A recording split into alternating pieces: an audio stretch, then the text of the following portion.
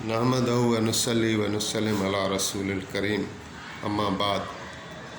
غزوہ خندق اور غزوہ بنو قریظہ کے تک حالات بیان کر چکا۔ مختصر، غزوہ خندق کے موقع پر ایک مرتبہ آپ نے فرمایا کہ ابھی جو ہے وہ قریش ہمارے اوپر حملہ آور نہیں ہو سکیں گے، اب ہم چلیں گے۔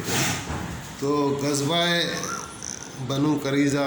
5 ہجری کا واقعہ ہے۔ اس کے بعد اہم واقعہ آتا ہے صلح حدیبیہ کا، کہ نبی علیہ السلام نے خواب دیکھا۔ خواب میں آپ نے اپنے آپ کو احرام کی حالت میں دیکھا، مسجد حرام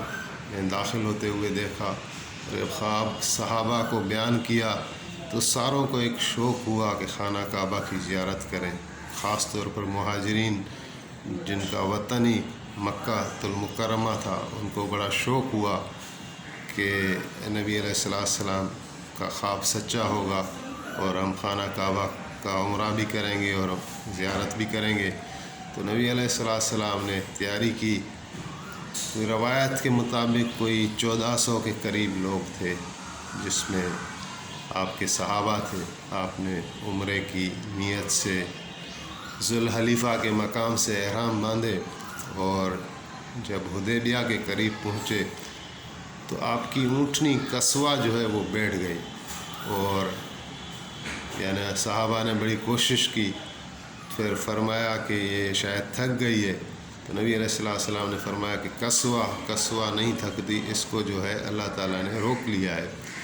تو وہاں مکے والوں کو پتہ چلا تو انہوں نے کہا کہ نبی علیہ السلام اور ان کی جماعت کو ہم مکے میں داخل ہونے نہیں دیں گے، اور اگر وہ داخل ہوئے تو جنگ کریں گے۔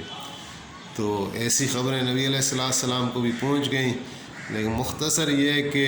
اس سفر میں بی بی ام سلمہ رضی اللہ تعالیٰ عنہ آپ کے ساتھ تھی، اور وہ بالآخر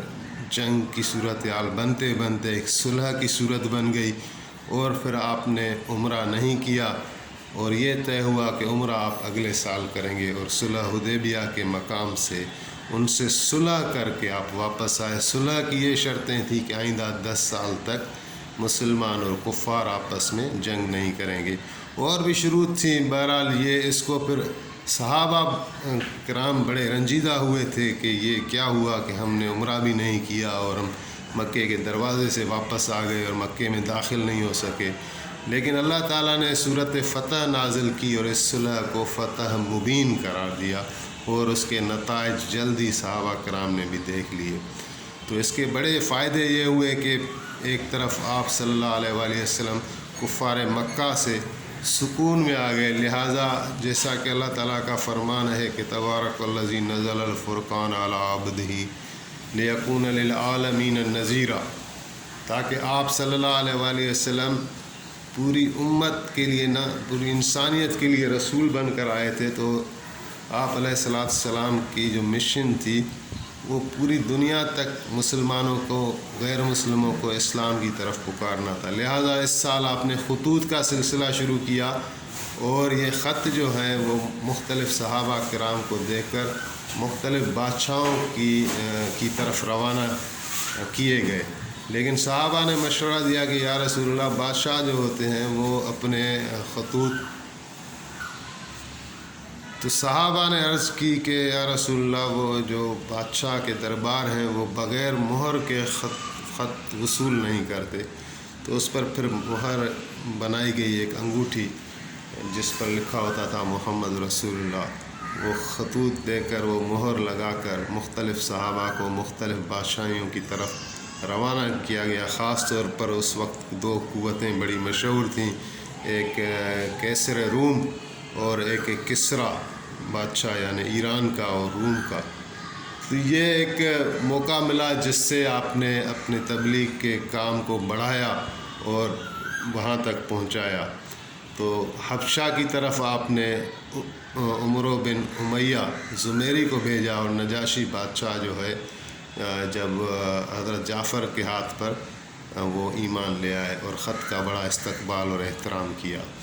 تو اسی طرح یہ یعنی ایک سلسلہ چلتا رہا۔ پھر 7 ہجری میں یہ آپ نے، کیونکہ خیبر کے یہودی بھی آپ سے جنگ کرتے رہے اور سازشوں میں اسلام کے خلاف بڑے متحرک رہے تھے، تو ان کے لیے بھی ایک وقت مل گیا، تو آپ نے خیبر کا ارادہ فرمایا اور خیبر کا محاصرہ کر لیا۔ ویسے خیبر والے یہودیوں کو بڑا ایک اپنے آپ پر گمان ہوتا تھا کہ ہم بڑے شاہ سوار ہیں، بڑے طاقتور ہیں اور جنگجو ہیں، لیکن نبی علیہ السلام نے جب وہاں کا ارادہ کیا تو رئیس المنافقین عبداللہ ابن ابی سلول نے ان کو پہلے سے ہی آگاہ کر دیا خط کے ذریعے، تو انہوں نے پھر دوسرے قبائل کے لیے خطوط لکھے اور مدد چاہی اپنے یہودیوں سے، غطفان قبیلے سے، تو ان کے کوئی 4000 آدمی خیبر کے یہودیوں کی مدد کے لیے آئے، لشکر تیار ہوا، لیکن راستے میں جب آئے تو آسمان سے ایک ندا آئی کہ جاؤ جاؤ اپنے قتل گاہ کی طرف، تو یہ آواز سن کر وہ واپس چلے گئے۔ تو نبی علیہ السلام نے اپنا لشکر لے کر جب خیبر کا محاصرہ کیا تو خیبر والے یہودی اندر قلعوں میں چھپ گئے، تو لڑائی چلتی رہی۔ 40 دن کوئی گزر گئے تھے کہ ایک قلعہ کموز تھا جو فتح نہیں ہو رہا تھا، تو اس پر مختلف صحابہ کو بھیجا گیا، لیکن جو بھی جاتا تھا تو قلعہ فتح نہیں کر سکتا تھا۔ آخر کار ایک شام کو آپ نے فرمایا کہ کل میں جھنڈا اس کو دوں گا، سپہ سالار اس کو بناؤں گا جو کہ جس سے اللہ تعالیٰ محبت کرتا ہے اور اللہ کا رسول بھی اس سے محبت کرتا ہے، اور وہ قرار ہوگا اور غیر فرار ہوگا، یعنی وہ جائے گا تو وہ اس کو کوئی مغلوب نہیں کر سکتا، اور وہ بھاگنے والا میدان چھوڑ کر بھاگنے والا نہیں ہوگا، اور اللہ اس کے ہاتھ میں فتح دیں گے۔ تو بڑے بڑے صحابہ کہہ رہے ہیں، جس میں حضرت عمر بھی ہیں، سعد بن ابی وقاص بھی ہیں، کہ ہمیں بڑی حسرت ہوئی کہ کاش کل یہ جھنڈا ہمیں ملے، اور صبح ہم سویرے حضور کے تمبو کے سامنے پہنچ گئے، لیکن آپ علیہ السلام جیسے باہر تشریف فرما ہوئے تو آپ نے فرمایا کہ این علی ابن ابی طالب، علی ابن ابی طالب کہاں ہیں؟ تو عرض کی گئی کہ یا رسول اللہ ان کی آنکھیں دکھتی ہیں اور جنگ میں حصہ نہیں لے رہے۔ تو پھر آپ نے حضرت علی کو بلایا اور اپنا لاب مبارک ان کی آنکھوں میں ملا،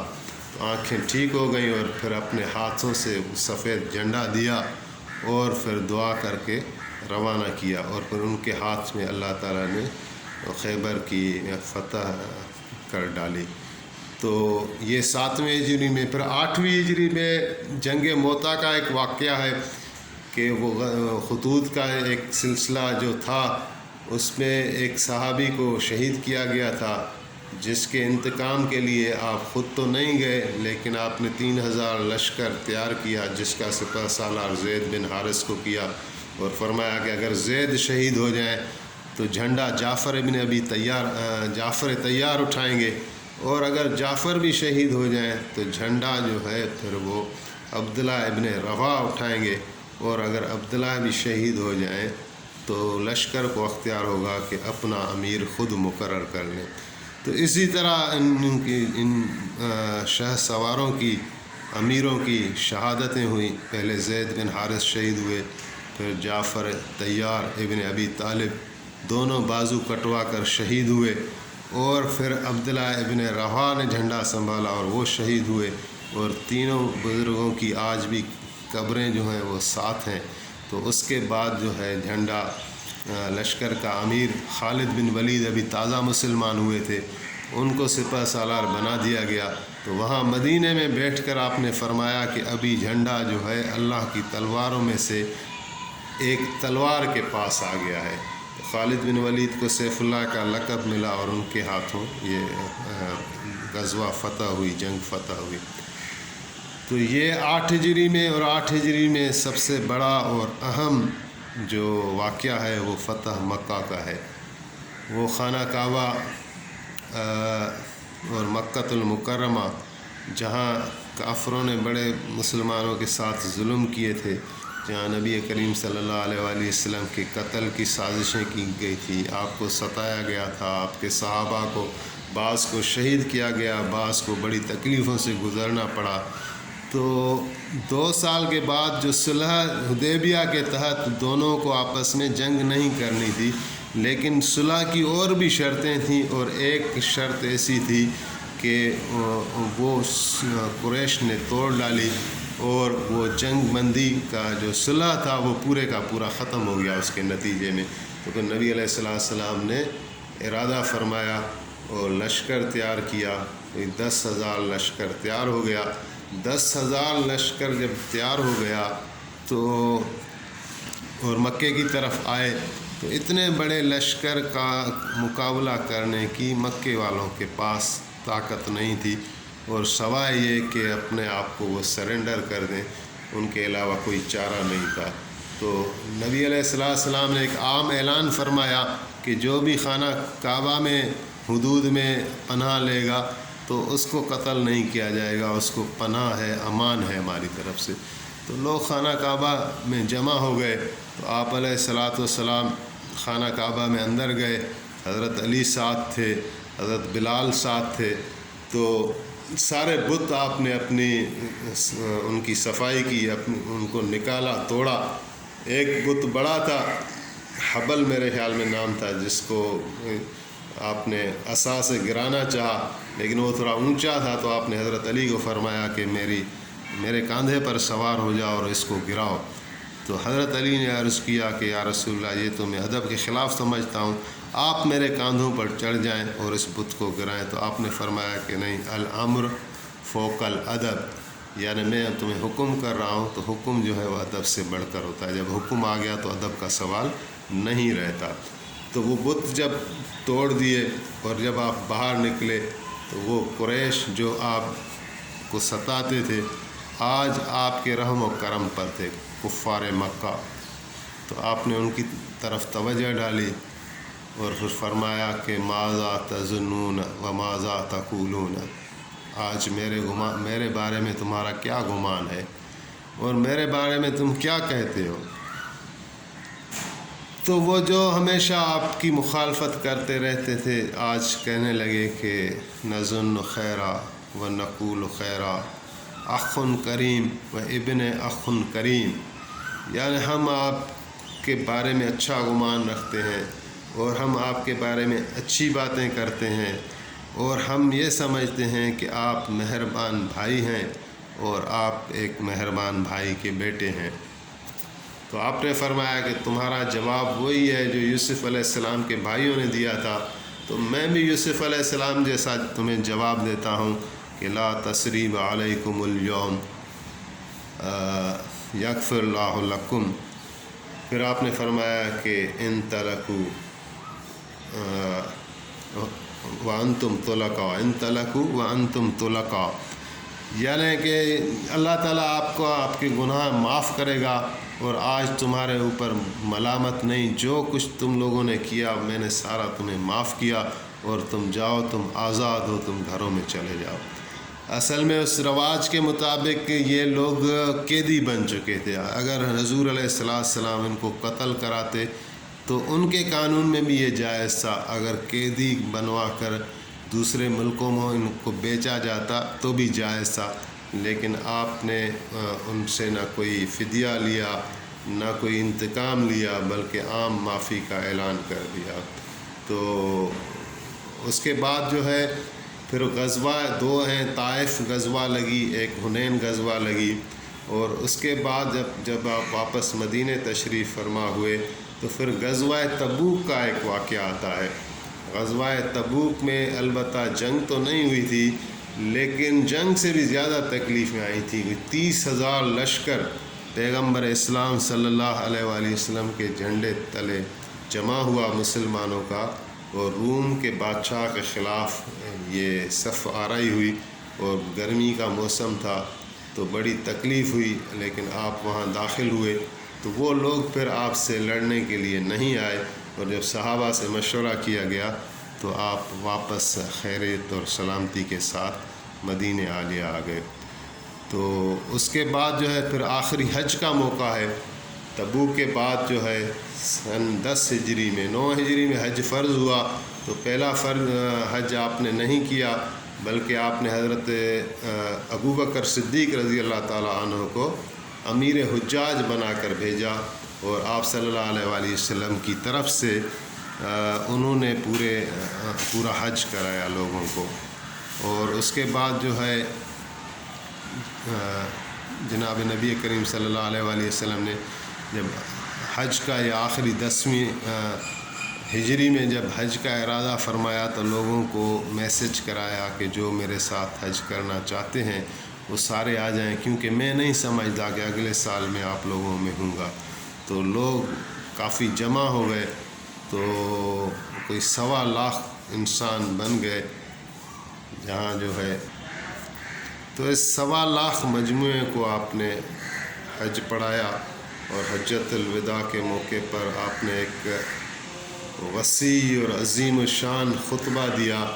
اور لمبی لمبی دعائیں کیں، اور خطبے میں شروع میں بھی آپ نے فرمایا کہ میں نہیں سمجھتا کہ میں اگلے سال آپ میں ہوں گا۔ تو آپ نے نصیحتیں فرمائی، واعظ فرمایا، دعائیں فرمائیں، اور پھر واپس آئے۔ تو سن 11 ہجری میں ربیع الاول کے مہینے میں پھر آپ کی وفات ہوئی۔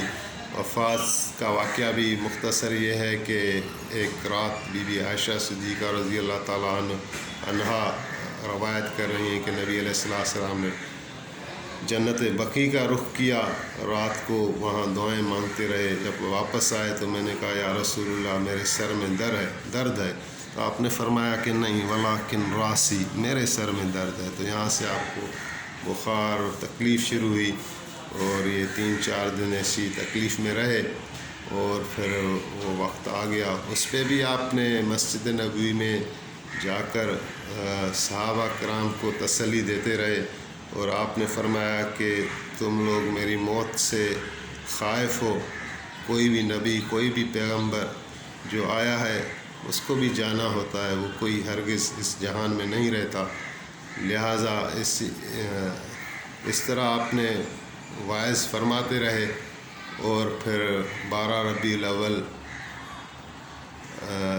11 ہجری میں